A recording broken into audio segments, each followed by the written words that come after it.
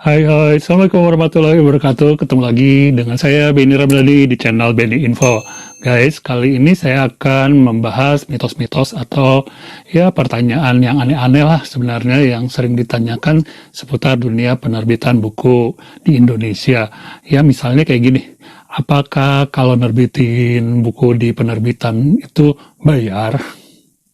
Atau apakah gaji editor di penerbitan buku major itu gede? Oke, saya akan jawab beberapa mitosnya. Yang tadi silahkan cari jawabannya ya.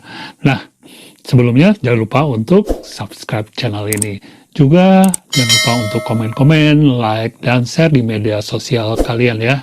Terima kasih buat kalian yang sudah setia nonton video-video di channel ini. Dan sekarang kita ke bumper sebentar.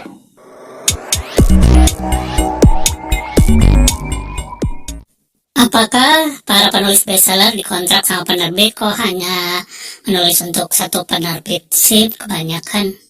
Ya, setahu saya sih memang belum pernah mendengar ada penulis bestseller sekalipun itu dikontrak sama penerbitnya. Cuma gini ya, kalau ada penerbit punya penulis bestseller, biasanya mereka memberi treatment. Jadi treatment itu yang membuat si penulisnya seolah-olah dikontrak di penerbit itu ya. Treatmentnya itu treatment positif, seperti misalnya royaltinya ditambah, terus dapat bonus, misalnya dapat parcel, diajak jalan-jalan, tur ke pameran buku di luar negeri, atau ke event-event, diajak promo, kayak gitu ya. Jadi si penulis juga agak-agak nggak enak gitu kalau dia nyeleweng atau selingkuh ke penerbit lainnya, padahal nggak ada kontrak eksklusif gitu ya di antara mereka.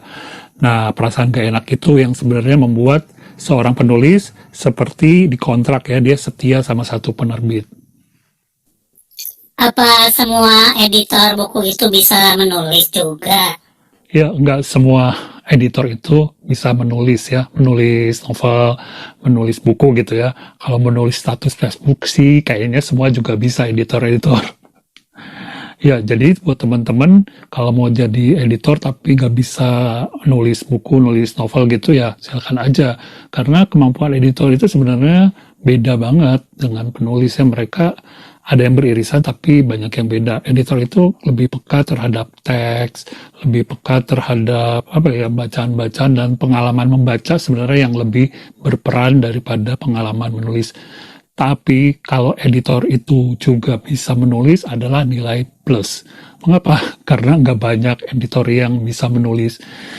Dengan bisa menulis dia punya link yang banyak, dia tahu empati dengan penulis, dia ya banyak hal lah yang sisi positifnya kalau ada editor bisa menulis. Editor buku itu kerjanya 8 jam cuma di depan layar komputer ya? Jawabnya enggak. Jadi kalau editor milenial enggak kayak itu. Kalau editor zaman baheula mungkin gitu ya.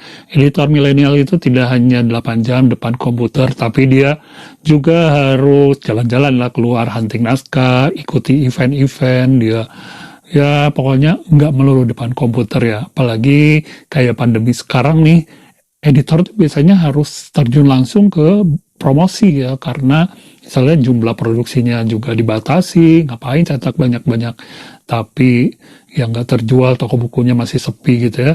Jadi mereka harus ikut promosi, harus bikin apa ya, ide-ide kreatif untuk ikut jualan gitu ya. Jadi buku yang mereka lahirkan itu juga dia harus tanggung jawab. Editor milenial itu juga pokoknya canggih lah, dia juga harus bisa medsos, IT, dan segala macam. Ya, Apakah penulis bisa curang untuk laporan royalti?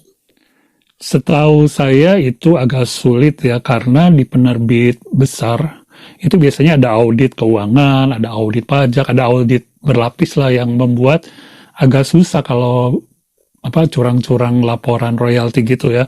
Dan penulis juga biasanya kan paham benar kalau bukunya laku tapi saya laporan keuangannya sedikit, dia bisa ngirim audit. Sebenarnya si penulis juga ngirim audit ke penerbit untuk membuktikan atau minta auditnya yang benar gitu ya. Sebenarnya kalau penerbit besar agak susah lah intinya. Nggak tahu kalau penerbit siluman ya, kan ada tuh penerbit siluman yang ganti-ganti nama, pindah-pindah tempat setahun sekali gitu ya, menghilang. Intinya sih kalian ya percaya aja sama penerbit yang kalian percayakan untuk menerbitkan karya atau naskah kalian ya, biar amanah gitu. Penerbit terkenal itu cuma mau menerima naskah penulis bestseller ya? Nggak selalu begitu. Kalian harus tahu juga bahwa penulis terkenal tuh ada yang sebelumnya bukan siapa-siapa. Bukan, bahkan kita nggak kenal siapa gitu ya. Ya, sebut saja Andra Hirata. Itu sebelum Laskar Pelangi dia kan belum menerbitkan buku. Belum ada yang tahu siapa dia. Jadi sekali lagi kalian penulis pemula atau penulis yang udah nggak pemula tapi belum beken, jangan ragu-ragu untuk kirim naskah kalian ke penerbit besar, penerbit beken, penerbit major papan atas gitu ya. Karena diterbitkan atau lolos atau enggak itu bukan soal kualitas naskah aja kadang-kadang ya. Kadang-kadang juga nggak soal kualitas penulis aja, tapi juga ada faktor keberuntungan, ada faktor timing yang pas ya. Nah, itu bisa jadi pertimbangan lain ya. Oke, jangan takut kirim. Semua penerbit punya percetakan dan toko buku sendiri ya? Idealnya memang seperti itu ya, penerbit punya percetakan sendiri, punya toko buku sendiri, jadi uangnya nggak kemana-mana muter di grup mereka gitu ya. Cuman kan untuk bikin percetakan perlu biaya besar, kalau ada investor syukur, bikin toko buku juga nggak gampang ya, banyak yang tutup. Jadi menurut saya ya nggak semuanya penerbit itu punya percetakan atau toko buku. Cuman kalau punya itu biasanya memang udah yang bagus-bagus lah. Kalian pasti tahu sendiri kan yang saya maksud. Dan mereka modalnya kuat. Jadi kalian sasar aja ke sana kalau mau nerbitin buku gitu ya. Nah, minimal sekarang itu kalau nggak percetakan, ya toko bukunya ya toko buku online gitu ya, punya toko di marketplace gitu, biar pembeli gampang. Sekarang kan udah zaman digital ya, betul nggak? Orang terkenal kalau menerbitkan buku pasti laris ya? Faktanya yang saya alami ya nggak semuanya. Mereka itu cenderung, apa ya, tanda tanya juga lah. Belum tentu yang fansnya banyak itu bukunya laris ya. Kalau misalnya segmen fansnya itu atau segmen dunianya itu ternyata orang-orang yang gak suka baca gitu ya, nerbitin buku murah-murah juga nggak ada yang beli ya. Tapi kalau segmen artisnya, orang terkenalnya itu pas, ya pasti bukunya bisa laris ya. Dan setahu saya sih banyak tuh artis atau orang terkenal yang bukunya flop ya daripada yang sukses. Malah cenderung pengalaman saya sih ribetnya lebih banyak ketimbang yakin larisnya ya. Kebanyakan tuh ya orang-orang terkenal kan banyak maunya. Gitu. Menerbitkan buku di penerbit besar itu harus bayar. Bisa ya, jadi kalau kalian sultan gitu terus nggak mau repot-repot seleksi naskah ya kalian bayar aja ya kerjasama gitu joint venture. Jadi kalian bayar ke penerbit untuk membiayai redaksi, untuk membiayai cetak buku gitu ya. Atau kalian juga beli buku sendiri itu ya kalau bayar. Atau tergantung perjanjian dengan penerbitnya. Nah kalau nggak mau bayar ya bisa juga dan kebanyakan pilih nggak mau bayar. Ya, jadi kalian pilih nggak mau bayar berarti harus ikuti seleksi naskah ya, harus ikuti kriteria-kriterianya, jadi nggak bisa nulis seenaknya gitu ya. Oke, tinggal pilih yang mana dan kalian sebenarnya bisa cek video yang 9 jalur naskah yang pernah saya upload ya di channel ini. Buku-buku artis itu kan ditulis oleh ghostwriter, ya kan? Ya mikirnya gini aja sebenarnya. Kalau artis itu lagi sibuk-sibuknya, lagi hits-hitnya, bikin buku kapan nulisnya ya? Kan dia lagi sibuk. Sementara menulis itu pekerjaan yang butuh fokus, konsentrasi ya. Katakanlah kayak Dewi Lestari gitu kan dia memang fokus ya. Sekarang nulis malah keartisannya nyanyinya jarang. Nah, itu aja kita udah bisa tahu di mana sebenarnya buku yang ditulis langsung atau original sama penulis, sama artisnya, atau sama ghostwriter atau penulis bayang atau tim ya.